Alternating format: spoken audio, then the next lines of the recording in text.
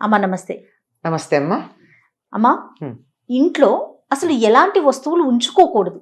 Negative energy వచ్చే వస్తువులు ఉన్నాయి అంటారు కదా, అవి ఏంటమ్మా? ఏదైనా సరే మనకి సంతోషంగా కనపడనిది ఉంచకూడదమ్మా. చూడగానే మన మనసు వికసించాలి. కొన్నిటిని చూడగానే మనసు ఇలా మొహమే ముడుచుకుపోతుంది, అనిపిస్తుంది, ఇట్లా అనిపించేటటువంటి ఉండకూడదు అంటారు. అట్లాంటి వాటికి కొన్ని ఉదాహరణలుగా చెప్పాలి అంటే, ఆగిపోయిన గడియారాలు ఇంట్లో ఉండకూడదు. అంటే కాలం ఆగిపోయింది, ఇలాంటివి కొన్ని సింబాలిక్గా చెప్పిన కారణాలు. తర్వాత పగిలిన అద్దాలు పగిలితే ఇంట్లో ఉంచుకోకూడదు. ఎందుకంటే పగిలిన అద్దంలో ఏం కనపడుతుందమ్మా? మొహం, బోర్డు మొహాలు కనపడుతుంది, చిన్న చిన్న మొహాలు. అంచేత పగిలిన అద్దం ఉంచుకోకూడదు, వెంటనే పడేసేయాలి. అలాగే ఫోటోలకి వాటికి అద్దాలు పగిలిపోతాయి. అవును, ఫ్రేమ్స్కి. అంటే ఇప్పుడు అవసరం లేవు అని లామినేషన్స్ అనుకో, ఒకప్పుడు అద్దాలు ఉండేవి. అట్లాంటి వాటికి అద్దాలు పగిలిపోతే వెంటనే వాటిని అద్దం మార్పించేయాలి, లేకపోతే అది తీసి అవతలైనా పెట్టేయాలి. మనం దాని వంక చూడకూడదు. ఎందుకంటే ఆ పగిలిన అద్దంలో మొహం ఎట్లా ముక్కలు ముక్కలుగా బోల్డ్ ప్రతిబింబాలు కనపడతాయి, అసలుది కాకుండా. అట్లా కాకుండా ఆ ఫోటోలకు అద్దాలు పగిలితే ఫోటో వెనకాల ఉన్నటువంటి చిత్రం, అది దేవుళ్ళది కావచ్చు, మామూలుది కావచ్చు, చిన్న చిన్నవిగా రకరకాలుగా కనపడుతూ ఉంటుంది కదా, అతికినట్టు, అది పనికిరాదు. అట్లాగే విరిగిపోయినటువంటి బొమ్మలు ఉండకూడదు ఇంట్లో. ఏదన్నా బొమ్మ విరిగిపోయింది అనుకోండి, వెంటనే బయట పారేయాలి. అట్లాంటివి కూడా పనికిరావంటారు. అదేవిధంగా చిరిగిపోయినటువంటి వస్త్రాలు, అంటే చిరిగిపోయిన బట్టలు బయట పారేసేంత ధనవంతులమా మనం? ఏదో విలువైనటువంటి ఖరీదైనటువంటి బట్టలు చిరిగిపోతాయి అంటే, అదేదన్నా అట్లా అయితే కుట్టి ఇంట్లో ఉంచుకోవచ్చు కానీ, వాడుతుంటే పర్వాలేదా? కుట్టి వాడుకుంటే పర్వాలేదు కానీ కుట్టకుండా వాడకూడదు చిరుగుండగా. ఎందుకంటే ఒకప్పుడు అసలు కుట్టింది వాడేవాళ్ళు కాదు మన దేశంలో. అసలు కుట్టడం అన్నది ఉండేది కాదు.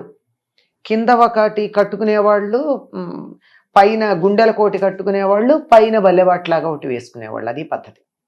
అంచేత అసలు కత్తిరించటం కుట్టడం అన్నది లేదు. అందువల్ల అసలు అదే దరిద్రం అనేవాళ్ళు. ఇప్పుడు కుట్టకుండా కట్టేదే లేదు కదా. మరి మనకు ఒక రెవిక కావాలి అంటే దాన్ని కుట్టందే కట్టట్లేదు. ఆఖరికి అవసరం లేదు కానీ చీరకి అయినా దాన్ని కుట్టుకోకుండా కట్టుకోం మనం, కింద ఫాల్ అతికైనా పెడుతున్నాం. కనుక ఈ కుట్టడం అనేటటువంటిది పర్వాలేదేమో కాలానుగుణంగా అనిపించినా చిరిగిన ఉండకూడదు అంటారు. అలాగే విడిచిన బట్టలు ఎక్కడ పడితే అక్కడ, చాలామంది ఇళ్లల్లో విడిచిన బట్టలు అలా వారేస్తూ ఉంటారు. ఎప్పుడో 2 రోజులకో 3 రోజులకో, ఎప్పుడు చాకలు వస్తే అప్పుడు తీయడం, లేకపోతే ఉతికే. పల్లెటూళ్ళల్లో ఒకప్పటి మాట, ఇప్పుడు అట్లా లేదు కానీ పని మనిషి ఎప్పుడు వస్తే అప్పుడు అక్కడ తీయడం. మిషన్లో వేయడానికి కూడా, మిషన్లు ఇంట్లో ఉంటే కూడా అందులో వేయడానికి కూడా బద్దకించి ఇక్కడ అక్కడ విప్పిన బట్టలు పడేస్తూ ఉంటారు. మైల బట్టలు అంటే విప్పినవి, మైలాంటి వేరే ఉద్దేశం, కట్టి విప్పిన పడేసిన బట్టలు ఎక్కడ పడితే అక్కడ ఉండకూడదు. ఇది కూడా దరిద్ర హేతువుగా చెప్పారు మనకి. అంటే ప్రతిదీ కూడా పాజిటివ్ నెగిటివ్ అనే పదాలు ఆ రోజుల్లో వాడేవాళ్ళు కాదమ్మా. ఇది దరిద్రం, ఇది శుభం, ఇది లక్ష్మి, ఇది దరిద్రం అని చెప్పేవాళ్ళు. అంటే లక్ష్మీప్రదం అంటే మంచిది, పాజిటివ్ ఎనర్జీ, దరిద్రం అంటే నెగిటివ్ ఎనర్జీ అని దరిద్రం అన్న పదంతో చక్కగా తేల్చి పడేస్తూ ఉండేవారు. అలాగే ఇంట్లో బూజులు వేలాడిన, మట్టి ఉన్న, చెత్త ఉన్న, ఇవన్నీ కూడా ఇంట్లో ఉండకూడదు అంటారు. ఎందుకు పేరుకుపోతాయమ్మా ఇవన్నీ? నక్కర్లేనివి. శుభ్రత లేకపోతే అది చెత్త పేరుకుపోతుంది. అసలు ఎక్కువ వస్తువులు ఎందుకు పేరుకుపోతాయి? కొంతమంది ఇళ్లలోకి వెళ్ళామనుకోండి, మనం ఇల్లు చాలా బాగుంటుంది, మొత్తం వస్తువులే అన్నీ కనిపించేమిటో గాలి పీల్చుకోలేము, ఉక్కిరి బిక్కిరి అయిపోయినట్టు అనిపిస్తుంది. అంత అక్కర్లేదు. ఒక్క చిన్న ఉదాహరణ చెప్తా. ఒక గోడ మీద 7-8 ఫోటోలు పెట్టామనుకోండి, ఒక్కసారి ఆ 7-8 ఫోటోలు తీసేసి గోడ దులిపేసి అలా ఖాళీగా ఉంచండి, ఏమిటో హాయిగా ఇల్లు కొత్తగా ఉన్నట్టు అనిపిస్తుంది. అవునా? అంచేత ఎక్కువ చేరిస్తే కూడా అది ఇంటికి ఒక రకమైన బరువు కలిగిస్తుంది. కనుక చేర్చకుండా వీలైనంత వరకు తక్కువ సామాన్తోనే ఉన్నట్టయితే శుభ్రం చేసుకోవడం తేలిక. దీనికి మార్గం ఏమిటంటే, అసలు కొత్తవి చేర్చకండి. ఉన్న వాటితో సర్దుకోలేరా? ఎందుకు కొత్తవి కొంటున్నారు? ఉమ్. కొత్తవి కొంటున్నారంటే వాటి అవసరం ఉందనే కదా. అవసరం ఉంది అని దాన్ని కొన్నప్పుడు దీనికి పాతది. బదులుగా ఇంతకు ముందు ఏం వాడారో అది గుర్తు చేసుకోండి, అది ఇంట్లో లేకుండా చేసుకోండి. చాలా మార్గాలు ఉన్నాయి ఇంట్లో లేకుండా చేసే మార్గాలు. ఉమ్. ఎవరైనా ఎవరికైనా అవసరం ఉన్న వాళ్ళకి ఇచ్చేయచ్చు, అంటే ఔదార్యం ఉంటే. ఆ, ఇలాంటి ఔదార్యం లేకపోతే కొత్తది కొనదు. ఎక్స్చేంజ్ చేసుకోవచ్చు. ఆ. ఓలిక్స్ ఏదో ఉంది, OLX. ఆ పేరు తెలియదు, యాడ్స్ చూస్తూ అవునా. ఉంటాం కదా. పాతది ఏదన్నా ఉంటే వాడిని పిలిచి పంపట్టుకెళ్ళిపోతాడు. ఉమ్. లేదా మనకి తెలిసిన వాళ్ళు బోల్డ్ మంది ఉన్నారు ఈ వస్తువులు అవసరమైన వాళ్ళు, వాళ్ళకి ఇవ్వటం. వాళ్ళకి ఇవ్వచ్చు. ఇదిగోనమ్మా మేము ఇది కొనుక్కున్నాం, ఏది వాటర్ ఫిల్టర్ ఏదో మిల్టన్దో ఏదో కొనుక్కున్నాం మేము. అది వరకు ఇలా మామూలుగా ఉండేటటువంటి ఫిల్టర్ ఉండేది, క్యాండిల్స్ ఉన్న ఫిల్టర్. ఉమ్. మీకు కావాలా అని అడగండి, తీసుకునే వాళ్ళు ఎంతమంది ఉంటారు? ఇవ్వాలే కానీ ఎందుకుంటారమ్మా అవసరాన్ని తీసుకునే వాళ్ళు. తీసుకునే వాళ్ళు ఉంటారు. మాకు ఉందండి అంటే, పోన్లే అమ్మా దాన్ని మామూలుగా అది వాడికి, ఇది నీళ్లు నిల్వ చేసుకోవడానికి వాడుకోవచ్చుగా. ఉమ్.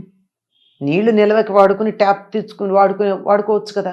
ఇలా ఎవరికన్నా ఏదన్నా ఉపయోగపడుతుందేమో అని వాళ్ళకి ఇచ్చే గుణాన్ని పెంపొందించుకున్నట్టయితే మంచిది. అప్పుడు ఇంట్లో చెత్త ఉండదు. చెత్త కూడా మనకి లక్ష్మీప్రదం అవుతుంది. ఎట్లా అవుతుంది, ఎలా లక్ష్మీప్రదం అవుతుంది అంటే, మనం ఎవరికన్నా ఇస్తే వాళ్ళు సంతోషించి నోటితో థ్యాంక్స్ చెప్తారు అనుకుందాం. చెప్పకపోయినా కొంతమందికి చెప్పాలని కూడా తెలియదు, కానీ మనసు సంతోషపడుతుంది కదా. వాళ్ళు సంతోషపడితే అది ఎంత పాజిటివ్ ఫీలింగ్ మనకి, ఎదుటి వాళ్ళకి సంతోషం కలిగితే. అందుకని అలా ఇచ్చేయడం కూడా మనకి చాలా మంచిది. కొంతమంది ఇళ్లల్లో ఫ్రిడ్జ్ తీయడానికి భయం వేస్తుంది, ఎన్ని పడతాయో దానిలో నుంచి. ఏది తీసినా దానికో చరిత్ర చెప్తారు, నాస్టాల్జియా వచ్చేస్తుంది. అది చెప్పడం తర్వాత వీటన్నింటి వాసనలు కలిసిపోయి ఒక గమ్మత్తైన వాసన వస్తూ ఉంటుంది ఫ్రిడ్జ్ ఓపెన్ చేయగానే, భయంకరంగా. చేత ఇది మనం ఊరికే చమత్కారంగా చెప్పిన మాట అనుకోండి, అంటే మరీ సీరియస్గా ఉండకూడదని. కనుక ఇంట్లో ఏదైనా సరే అత్యధికంగా ఇంట్లో ఉక్కిరి బిక్కిరి అయిపోయి కిక్కిరిసిపోయి కాలు వేలు పెట్టడానికి వీల్లేనంత లేకుండా ఉండేట్టు చేసుకోవడం చాలా ముఖ్యమమ్మా. ఇంకా గట్టిగా చెప్పాలంటే వరుసగా లెక్కలు పెట్టుకుంటే ఆగిపోయిన గడియారాలు, పగిలిన అద్దాలు, విరిగిన బొమ్మలు, బూజు, చెత్త, చిరిగిన బట్టలు, పనికిరాని వస్తువులు. మనం ఎక్కువ కాలం ఏదైనా ఒక వస్తువు వాడకపోతే అది మనకి నెగిటివ్ ఎనర్జీ కింద లెక్క. కనుక వాడని వస్తువులు ఉంచుకోవద్దు, అలాగేనమ్మా, వాడుతున్నవే ఉంచుకుందాం. తప్పకుండా అమ్మా. నమస్తే.